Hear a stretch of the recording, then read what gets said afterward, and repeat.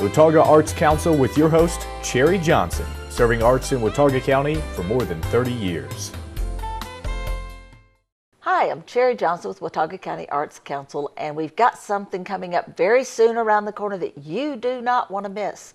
We are having our second annual Spring into Summer Arts Fest, and it's going to be on June the 6th at the Blue Ridge Art Space in our parking lot. You can park across the street. Our dear friend across the road from us has said we can send our cars over there because we want to devote the space where we are, our parking lot, to lots and lots of cool arts activities, lots of booths, lots of excitement. And I have with me Dottie Baker. Dottie is you're a representative of the Potters of the Blue Ridge. Mm-hmm. And this is an organization. Tell us about this organization. Potters of the Blue Ridge started about a year ago. And over that year has congealed into a great working group, and our inaugural show is going to be at Arts Fest. Yeah. So you're partnering with us to offer this exhibit, right. And they've been a terrific partner. They've helped us with posters and passing the word out and so forth, and soliciting a lot of booths to come in. So we've got quite a few potters that will have booths. I think the organization itself has some space that you're doing as well. Yes. And then the Blue Ridge Fiber Guild, that's the name. I want to make sure I got that right.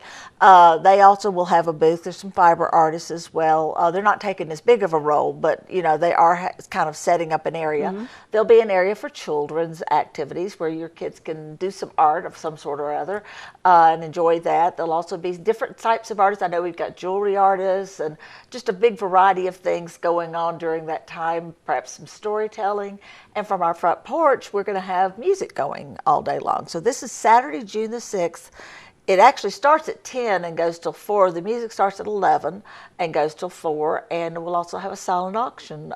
Each of the artists that have a booth is giving a piece to the silent auction to benefit the Arts Council. And you'll have a chance to get one of their works of art in a different way from just going to their booth and purchasing it. So you'll have both options out there for you. So it's going to be a fun day. I'm really excited about it. You as an artist, how long have you been doing clay work, pottery? 46 years. Wow, that's a long time. It's been a great life. And so you've had dirty fingernails for a long time. And short fingernails. Pianists and potters, they always have short fingernails. Right. Okay, now this is examples of your work that you're currently doing. I'm sure it's evolved over the years. You once taught pottery too, so I know you've seen how that process worked, where people sort of settle into a style that they like. And you and I were talking earlier about if you get used to looking at pottery, you sort of know which artist you're looking at by the pieces, that they have a certain style. Tell us about your style. How would you just categorize your style? I try in my work to allow the clay to do some of what it wants to do. I'm not a person who wants to control everything about the clay. Clay is a beautiful medium, and I like allowing it to do what it will do. So the techniques that I use because the clay will turn out to be not perfect. I don't want perfection. I like imperfection in my work. There's beauty in imperfection. Absolutely. It's interesting that you say that. I interview a lot of artists. I talk to a lot of artists all the time, and all different mediums, writers, painters, all sorts of people. And they all say the same thing you just said, is the medium has its own thing it wants to be. And you kind of have, the role of the artist is not to control it, but to help it, There's a famous story in the clay world. A living national treasure in Japan said that the only people who could make great tea bowls are people who are either rank beginners or masters. And that's because rank beginners don't yet have all the control they want, and masters know when to apply control and when to not have control.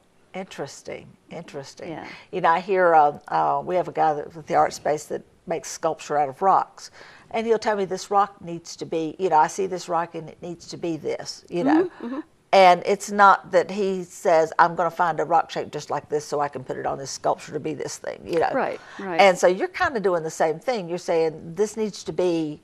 Do you do that with like the pitcher, for example? I mean, pitcher versus bowl versus cup? Typically, I start out with an historic precedent. The historic precedent for the picture is a combination of things. It's partly medieval English jug, partly Italian medieval. I like medieval. Partly Italian medieval spout, and very gestural, not precise brushwork, which is Japanese medieval things. So I start out with a form idea, and always I try not to control that too much, to allow the clay to have its say. So do you ever do, I know several artists do like a dinnerware set or something like that, where everything more or less looks like it goes together. Do you do that?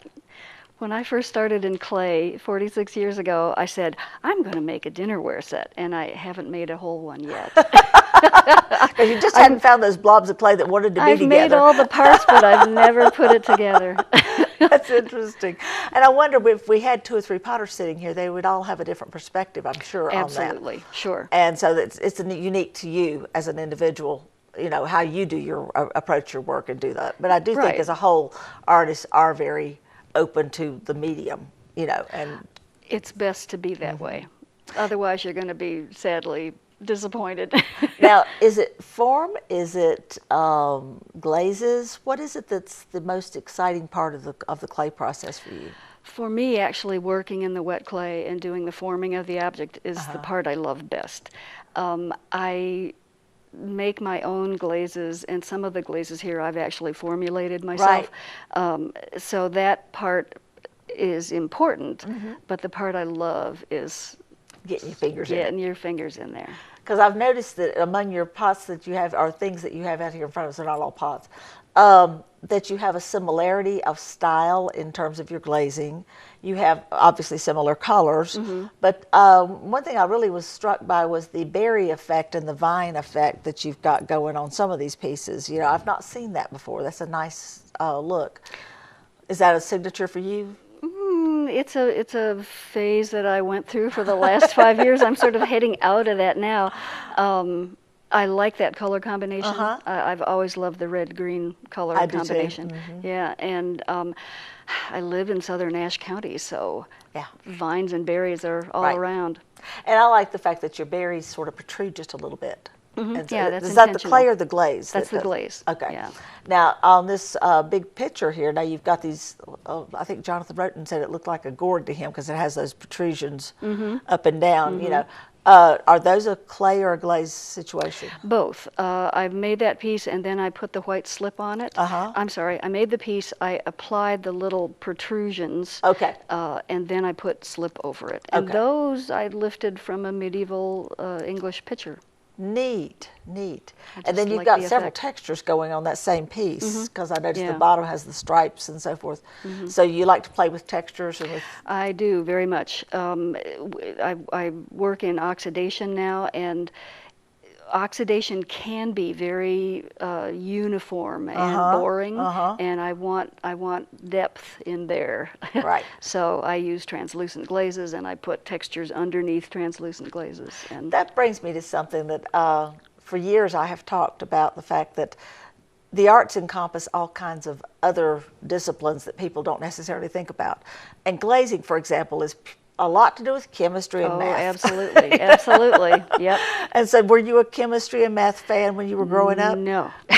My dad was a professional photographer. My mother was an educator. There was no math or chemistry in my upbringing at all.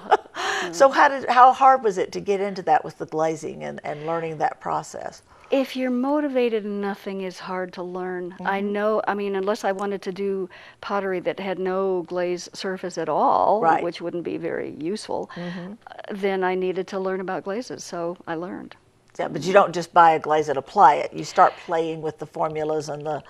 There are glazes that you can buy. I don't do that. I make my own glazes. Right. Yeah. And so that's where I'm going with the learning process, because you had to learn about what makes a glaze do this or that. And I'm sure a lot of it has to do with the glaze composition, but it also has to do with how you fire it, how long you fire it, how hot you fire it. You know. All of that. But I took a semester course in undergraduate school and then studied more after after I graduated, after I got my master's. Right. So, you know, you get yourself the knowledge that you need. Yeah, that's Yeah. pretty cool. Now, you've taught for many years in the clay thing. Did you emphasize those things with your students? What was your emphasis?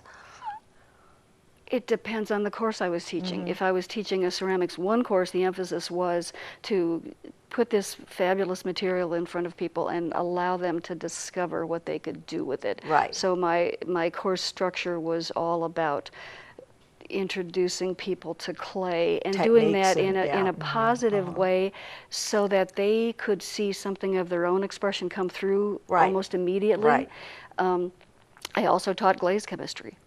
So if they wanted to get into that, they could take a class in that. Right. Now, you teach now, even though you've retired officially from teaching, you're still teaching. So you're teaching through Craft Enrichment, Patrick Sally Craft Enrichment program, and you're also teaching in your own studio. Right. And so let's say I want to sign up for that. What am I going to learn? What I tell people when they come into my class is, I'm here to facilitate what you want to learn. Some people come in and they haven't ever touched clay before, and they say, I just don't know anything. Tell me what I need to learn. So I'll teach them some throwing, some design basics, some hand building skills. Other people come in knowing they've already done ceramics a little bit, and they come in knowing, I'm having trouble with this aspect of throwing, or I want to make that particular kind of item, and I'll help them do that. My classes are very small, so I can do all that individual attention. So now you're teaching in your studio. Do they provide their own clay or pay for their own clay? I provide the clay. They pay for it at cost. Okay. Right. And then when you get to glazing, they do the same thing with that? I provide the glazes, and they pay a small firing fee to cover the cost. So that way, of the no matter firing. what they want to make, they can keep working and you know. They can make anything they want to make. That's really as cool. long as it fits in the kiln. Do you have a big kiln? No. About that size. Well, yeah. most things people make will fit in that, although I've seen a few pots that would not. Yeah. But that's pretty cool. So if someone would like to learn how to do this, because the Arts Council has a lot of workshops and classes, and we do teach a lot of things. We don't teach clay because we don't have this facility to do that. And so we sort of, point you over to somebody like Dottie. And so if they wanted to do that, how would they find you? They can find me online at highmeadowspottery.com or call me at 336-877-1634. Okay, and you're going to have a booth at the Blue Ridge Art Space, and you're going to have lots and lots. Now, are they all going to look something like this, or you have a lot of different styles? No, okay. They will all be within this range. Yeah, and so if these tickle your fancy, then you've got a place you can go to see it. You can come to the Blue Ridge Art Space, get to know Dottie, look at her pottery, buy some pottery, and then if you really want to get into it and learn it, then you can talk to Dottie about some classes or give her a call. So that's really cool. And also, if you are a potter and you hadn't heard about the Potters of the Blue Ridge, this is your invitation. I know that I'm not a Potters of the Blue Ridge, but I know Dottie is, and I know you guys are looking to involve other potters in it as well. What's the point of being in a group like that? The point of being in a group like Potters of the Blue Ridge is that you can do so much more together than you can individually. Just having a show. Yeah. If you're going to put on a show of your work all by yourself, you do all of it all by yourself. Right. You make the pieces, you advertise, you put the show up, you take the show down. Working in numbers is much Many better. hands make light work. Yes. Yeah. And not to mention the strength and numbers of the, each one of you is telling other people about it. So you're bringing in more and more people to whatever it is you're doing. So they've decided as one of their projects to work with us, and I hope they keep doing it. I think it'll be a lot of fun. Now, also I'd like to mention that the Potters of the Blue Ridge meets at the Blue Ridge Art Space. We also have the Yarn Circle that meets on Wednesdays. We have the Blue Ridge Fiber Guild meets there. We've also got High Country Writers. Various arts groups are finding that the Blue Ridge Art Space is a fantastic place to have their meetings. And that's part of our mission, is to be a place for the artists to gather and to collaborate and to learn from each other and, build relationships and work together in various ways. It's been great for us. It's centrally located so that none of us have to travel hours to get to. Right, to some distant meeting place. Right, right.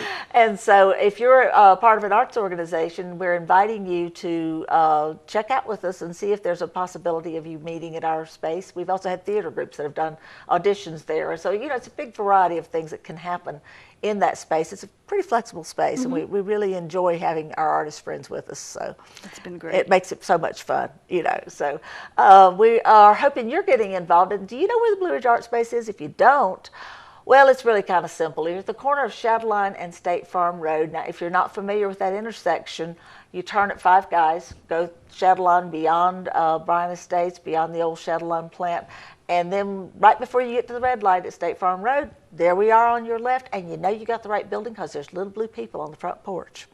So check us out. Come and get involved. We're open Tuesday through Saturday. We've got all kinds of really cool stuff. We've got a gift shop. You're going to have to get in the gift shop.